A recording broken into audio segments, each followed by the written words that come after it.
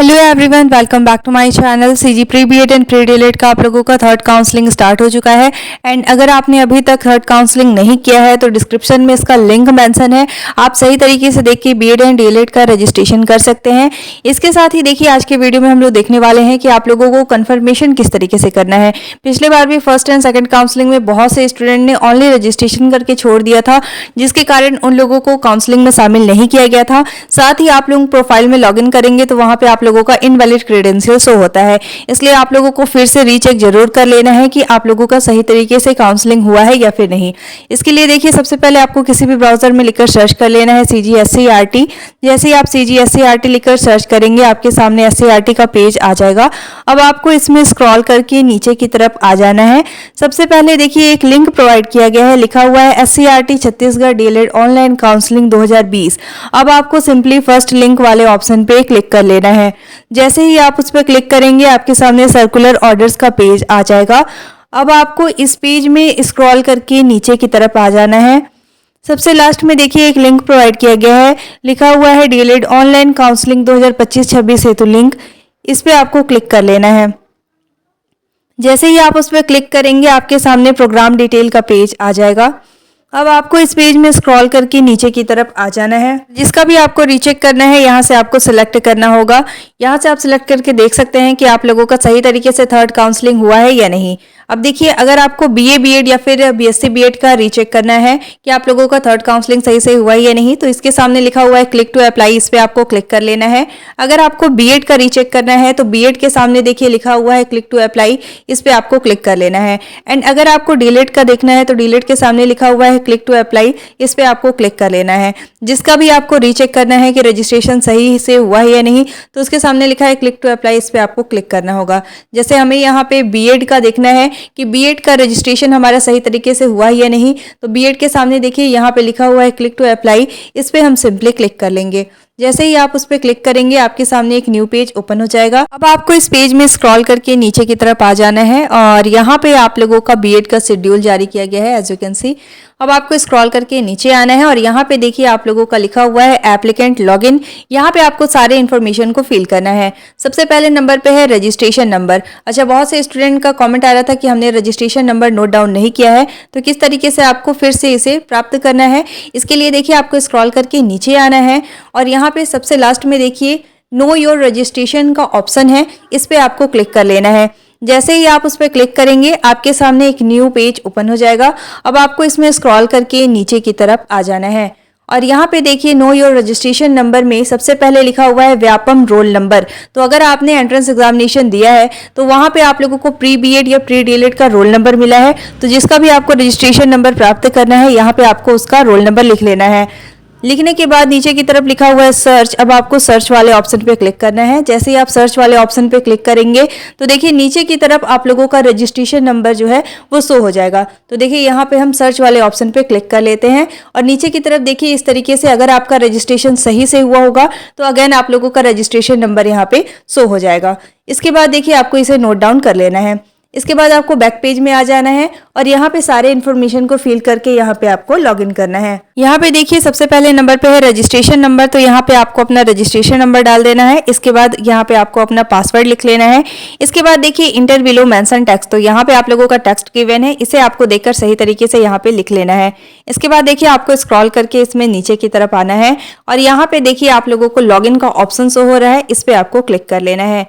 जैसे ही आप उस पर क्लिक करेंगे तो देखिए यहाँ पे आपका SCERT की ऑफिशियल वेबसाइट में प्रोफाइल लॉगिन हो चुका है। अगर आपका सही तरीके से काउंसलिंग नहीं हुआ होगा तो आगे का स्टेप यहाँ पे आप लोगों का शो हो जाएगा, लेकिन यहाँ पे हमने सही तरीके से रजिस्ट्रेशन किया है, इसलिए हमारा प्रोफाइल इस तरीके से ओपन हो रहा है। ठीक है, अब क्या करना है, आपको स्क्रॉल करके नीचे आना है और रीचेक करना है कि आप लोगों का वहाँ पे जितने भी कॉलेज आपने सिलेक्ट किया है वो शो हो रहा है या नहीं। अगर आप लोगों का चॉइस फील्ड 0 शो हो रहा है, इट मीन्स आप लोगों का कॉलेज सिलेक्शन सही से नहीं हुआ है। आप अभी विदाउट पेमेंट फिर से कॉलेज को सिलेक्ट कर सकते हैं। अगर आपको प्रोसेस नहीं पता है तो आप कमेंट कर दीजिएगा, मैं इसका एक डिटेल वीडियो बना दूंगी। अब देखिए हम नीचे की तरफ स्क्रॉल करके आएंगे तो यहाँ पे देखिए देखिए फील्ड चॉइस में हमने जितने भी कॉलेज को सिलेक्ट किया है यहाँ पे हमारा शो हो रहा है। इसी तरीके से आपको भी रीचेक कर लेना है कि आपने जो कॉलेज सिलेक्ट किया है वो आपका यहाँ पे शो हो रहा है या फिर नहीं। अगर आपका चॉइस फिलिंग 0 शो हो रहा है मतलब आप लोगों को एक भी कॉलेज अलॉट नहीं होगा, क्योंकि यहाँ पे आपने कॉलेज सही तरीके से सिलेक्ट नहीं किया है। तो आप लोगों को रीचेक कर लेना है कि आपने सही तरीके से कॉलेज को सिलेक्ट किया है या फिर नहीं किया है। साथ ही देखिए बहुत से स्टूडेंट का ये भी कॉमेंट आ रहा था कि हमने फॉर्म फिलअप कर लिया है, रजिस्ट्रेशन भी कर लिया है, लेकिन हमने अभी तक प्रिंट नहीं किया है काउंसलिंग फॉर्म को, तो इसे आपको किस तरीके से प्रिंट करना है। इसके लिए देखिए आपको इसी पेज में स्क्रॉल करके ऊपर की तरफ आना है और ऊपर आप लोगों को देखने को मिलेगा एप्लीकेशन फॉर्म। वहां से आप लोगों को आगे तो रीचेक करना है, इसके बाद इसे प्रिंट करना है। तो आपको देखिए स्क्रॉल करके इसी पेज में ऊपर की तरफ आ जाना है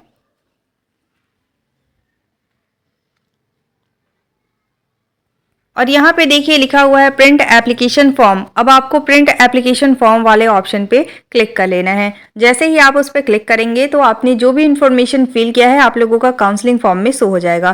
तो यहाँ पे देखिए लिखा हुआ है प्रिंट एप्लीकेशन फॉर्म, इस पर हम सिंपली क्लिक कर लेंगे। जैसे ही आप उस पर क्लिक करेंगे आपका काउंसलिंग फॉर्म जो है वो ओपन हो जाएगा।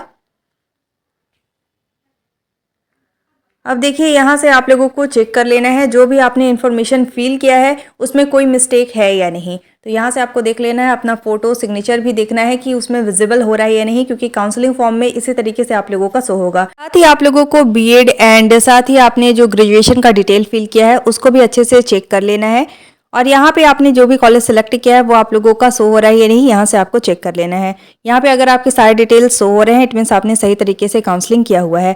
अब देखिए इस पीडीएफ को सेव करने के लिए इस पेज के राइट साइड में 3 डॉट का ऑप्शन है, उस पर आपको क्लिक करना है। इसके बाद आपको इसमें स्क्रॉल करके नीचे की तरफ आना है और यहाँ पे देखिए शेयर का ऑप्शन शो हो रहा है, इस पर आपको क्लिक कर लेना है। जैसे ही आप उस पर क्लिक करेंगे इसके बाद देखिए यहाँ पे आप लोगों को प्रिंट का ऑप्शन शो हो रहा है, आपको प्रिंट वाले ऑप्शन पे क्लिक कर लेना है। जैसे ही आप उस पर क्लिक करेंगे आप लोगों का काउंसलिंग फॉर्म जो है वो यहाँ पे आप लोगों का विजिबल हो जाएगा।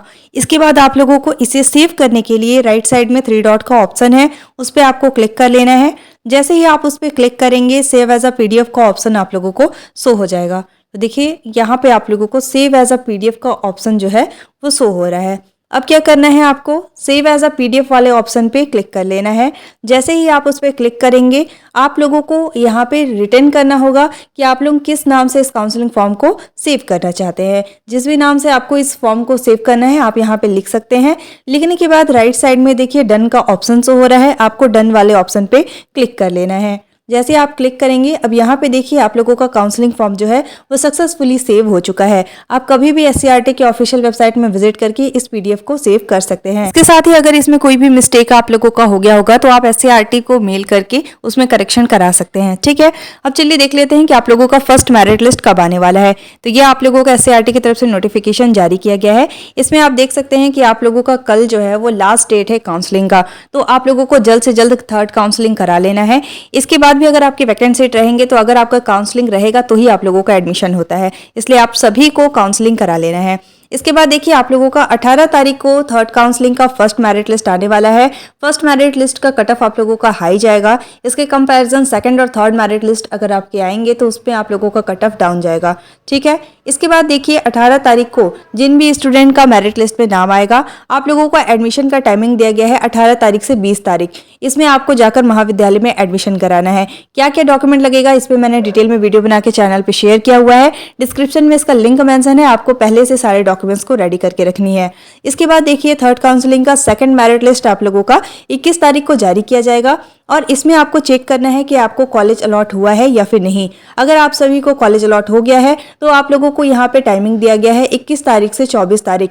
इसमें आपको सारे डॉक्यूमेंट्स के साथ महाविद्यालय में जाकर एडमिशन कराना होता है। साथ में आप लोगों का अलॉटमेंट लेटर भी जारी किया जाता है, आप लोगों को अलॉटमेंट लेटर भी डाउनलोड करना होता है। किस तरीके से डाउनलोड करना है इस पर आपका डिटेल में वीडियो आ जाएगा, तो अभी आपको बिल्कुल निश्चिंत रहना है। इसके बाद देखिए आप लोगों का थर्ड काउंसलिंग का लास्ट मेरिट लिस्ट 26 तारीख को जारी होगा और उसमें इसमें आपको चेक करना है कि आपका नाम मेरिट लिस्ट में है या नहीं। अगर आपका नाम मेरिट लिस्ट में है तो आप लोगों को 2 दिन का ही टाइमिंग दिया जा रहा है, 26 और 27। तो इसमें आपको जाकर महाविद्यालय में अलॉटमेंट लेटर के साथ सारे डॉक्यूमेंट्स को साथ लेकर जाकर महाविद्यालय में एडमिशन लेना है। ठीक है, तो ये आप लोगों का थर्ड काउंसलिंग का सारा प्रोसेस होने वाला है। इसके बाद भी आप लोगों का अगर वैकेंट सीट रह जाता है तो आप लोगों का SCRT की तरफ से अलग से नोटिफिकेशन जारी किया जाएगा। ठीक है, साथ ही देखिए आप लोगों को मेरे टेलीग्राम ग्रुप से ज्वाइन हो जाना है। वहां पे मैंने वैकेंट सीट भी शेयर किया हुआ है, तो आप देख सकते हैं कि अलग अलग कॉलेज में कितने वैकेंट सीट बचे हुए हैं।